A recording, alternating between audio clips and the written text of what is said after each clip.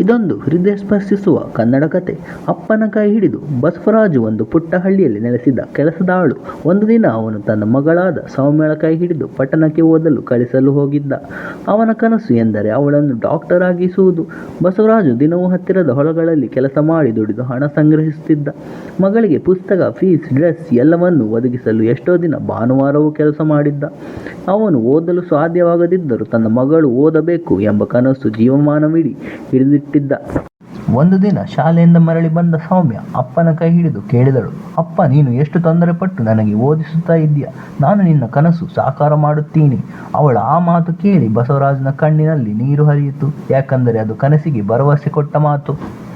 ವರ್ಷಗಳು ಹಾಡು ಹೋಗಿದ್ದವು. ಸೌಮ್ಯ ಡಾಕ್ಟರ್ ಆಗಿ ತಮ್ಮ ಹಳ್ಳಿಗೆ ಮರಳಿದಳು. ಮೊದಲ ದಿನ ತಮ್ಮ ಆಸ್ಪತ್ರೆಯ ಬಾಗಿಲಲ್ಲಿ ಅಪ್ಪನ ಕೈ ಹಿಡಿದು ಹೇಳಿದಳು, ಈಗ ನಾನು ನಿನ್ನನ್ನು ಕಾಯುವೆ ಅಪ್ಪ.